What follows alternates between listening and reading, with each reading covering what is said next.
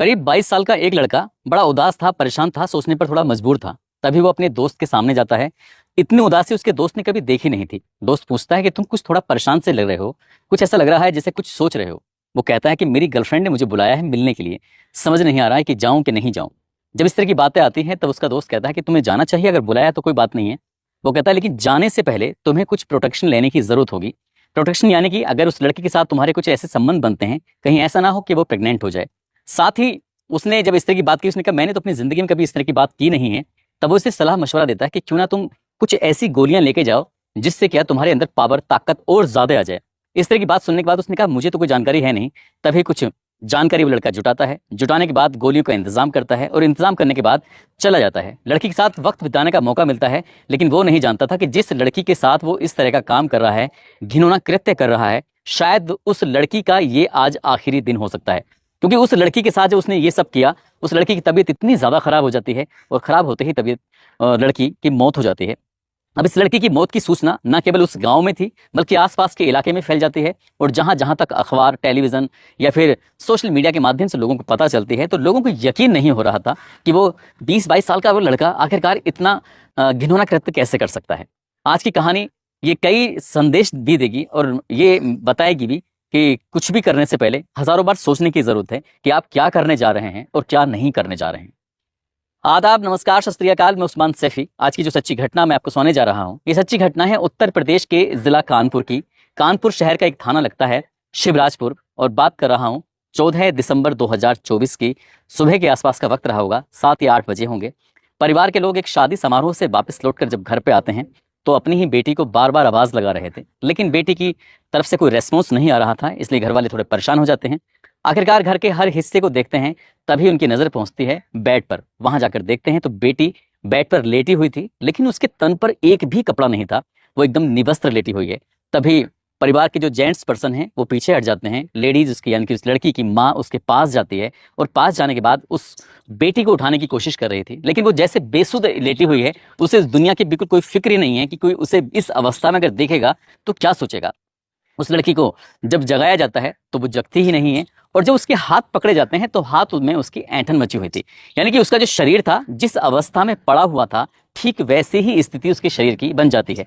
हाथ हिलाओ तो हाथ ना हिले, पैर हिलाओ तो पैर ना हिले, क्योंकि जैसे वो लेटी हुई थी वैसे ही उसका शरीर पूरी तरह से अकड़ चुका था। वैसे भी बताया जाता है कि अगर कोई इंसान मर जाए या खत्म हो जाए तो लगभग 8 घंटे के बाद उसका शरीर जिस अवस्था में, जैसी स्थिति में पड़ा हुआ होता है, ठीक वैसी ही स्थिति हो जाती है।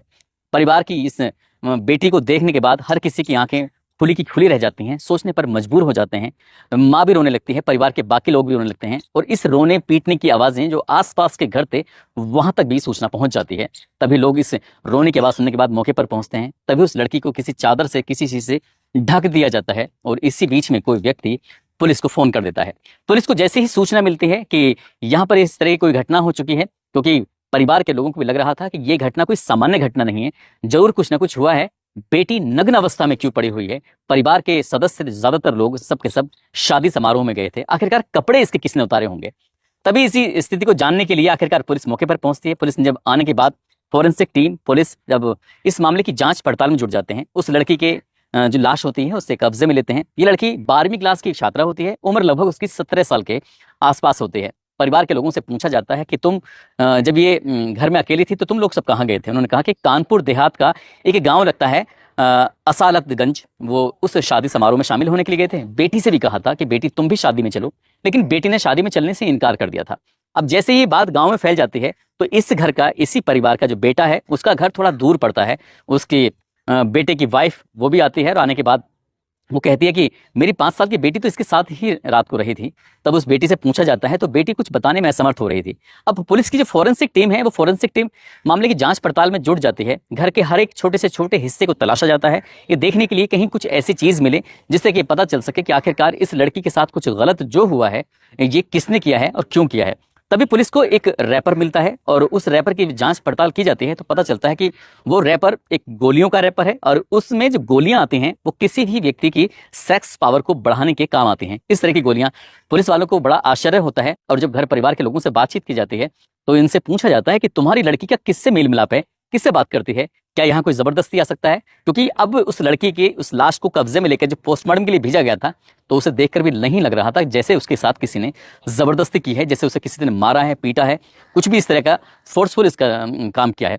तो ऐसी स्थिति में पुलिस ने जब और जांच पड़ताल करना शुरू किया तो वहां पर कुछ आपत्तिजनक सामान, जो प्रोटेक्शन जिसे बोलते हैं प्रोटेक्शन, जो आपत्तिजनक सामान था उसको देखने के बाद अभी इस पुलिस को लग जाता है कहीं ना कहीं कि इस लड़की के साथ जरूर गलत काम हुआ है, गंदा घिनौना कृत्य हुआ है।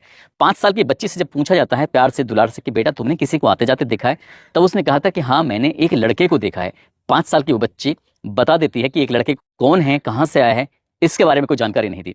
तभी पुलिस उस लड़की के जो मोबाइल नंबर होता है उस परिवार का, उस परिवार के नंबर को सर्विलांस लगाया जाता है। साथ ही उस लड़की के जिसने वो मोबाइल यूज किया था CDR यानी कॉल डेटा रिकॉर्ड निकलवाया जाता है। और कॉल डेटा रिकॉर्ड निकलवाने के बाद पता चलता है कि इस घर से, इस गांव से लगभग 20 किलोमीटर की दूरी पर एक गांव लगता है जिसका नाम है नेवादा। और नेवादा का रहने वाला एक लड़का होता है जिसका नाम कुलदीप कुमार उर्फ शोभित होता है।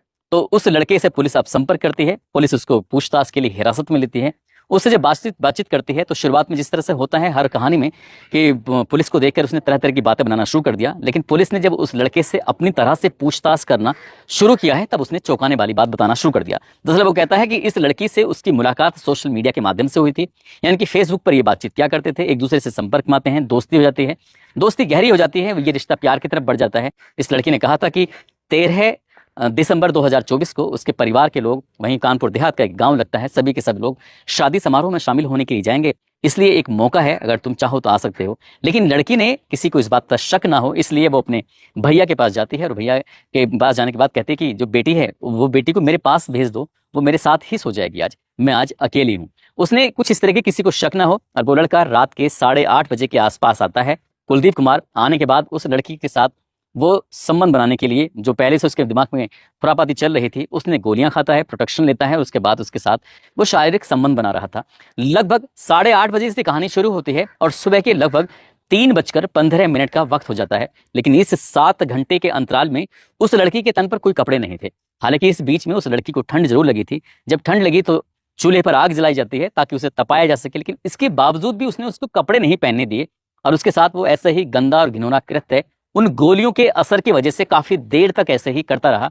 और कब ना जाने उस लड़की की तबीयत इतनी ज्यादा खराब हो जाती है, लड़का समझ ही नहीं पाता। वो लड़की बेड पर लेट जाती है, वो शायद उसने आराम करने की कोशिश की होगी, कुछ भी बोला होगा, लेकिन वो लड़का ये समझ नहीं पा रहा था क्या क्या मैं करूं तो क्या करूं, कैसे से राहत दूं, क्या किसी को आसपास के लोगों को बुलाया जाए या फिर कोई भी मदद मांगी जाए। उसने इस तरह की कोई जो भी समस्याएं उत्पन्न हो रही थी उनसे निकलने के लिए कोई रास्ता नहीं खोजा, बल्कि उसने खोजा ये कि किसी तरकीब से वो अपने घर भाग कर चला जाएगा और भाग जाएगा तो शायद किसी को इस बात का एहसास भी नहीं होगा। वो घर भाग जाता है। भागने के बाद अगले ही दिन जब 14 दिसंबर 2024 के दोपहर 12 बजे के आसपास का वक्त होता है, ये सूचना सोशल मीडिया पर बहुत तेजी के साथ वायरल होने लगती है कि पास का ही एक गांव लगता है, गांव में एक लड़की है, रात उसके परिवार के लोग शादी समारोह में गए थे और लड़की की मौत हो जाती है। मौत की जो खबर उस लड़के को मिलती है तो उसे लग ही रहा था कि हो ना हो पुलिस उसे हर हाल में गिरफ्तार कर ही लेगी। आखिरकार 17 दिसंबर 2024 को पुलिस ने जब इस घटनाक्रम का खुलासा किया तो ये बात आई कि बात सहमति से उसके साथ उसने शारीरिक संबंध बनाए थे, 2 बार संबंध बनाए थे, इसलिए इसमें कुछ होना नहीं चाहिए। लेकिन वो नहीं जानता था कि पुलिस इस मामले में जो बयान देती है वो वाकई बड़ा शानदार बयान देती है। भले ही ये सहमति से था, लेकिन लड़की की उम्र नाबालिग थी, यानी कि उसकी 18 साल अभी उम्र कंप्लीट नहीं हुई थी, इसलिए इस पर रेप की धाराएं इस पर लगाई जाती हैं।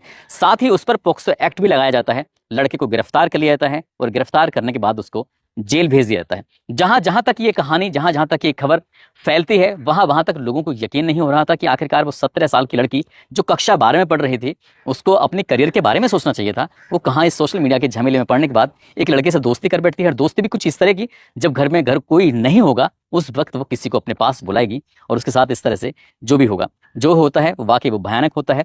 और दोस्तों, इस पूरे घटनाक्रम को सुनाने का उद्देश्य किसी को परेशान करना नहीं है, किसी का दिल दुखाना नहीं है, बल्कि आपको जागरूक करना है, आपको सचेत करना है, आपको बताना है, आपको जताना है कि यदि किसी भी इंसान को इस तरह की अगर छूट भी मिलती है, परिवार के लोग कहीं भी आते हैं जाते हैं, तो कम से कम अपने माँ बाप भाई बहन परिवार के किसी भी सदस्य का इस तरह से विश्वास नहीं तोड़ना चाहिए। उस लड़की ने जो किया वो वाकई भयानक था, लेकिन जो लड़के ने किया उससे भी ज्यादा भयानक था। अब शायद उसकी पूरी जिंदगी सलाखों के पीछे गुजरेगी। उसे इस रात का, यानी 13-14 दिसंबर 2024 की उस रात का जब तक वो जिएगा तब तक उसको पछतावा होता रहेगा। जाते जाते संदीप कुमार हैं, अहमद रजा हसन खां देवेंद्र पासवान, सजीम अख्तर, विक्की खान, प्रकाश मेहता, गोविंद गुप्ता, बबलू पटेल, राज वर्मा, सूरज कटारिया, जफर अली, राम गुसाई, मोहम्मद रिजवान, नीरज कुमार, इन लोगों ने नाम लेने की अपील की थी। आप सब लोग अपना ख्याल रखें, सुरक्षित रहें। जय हिंद, जय भारत।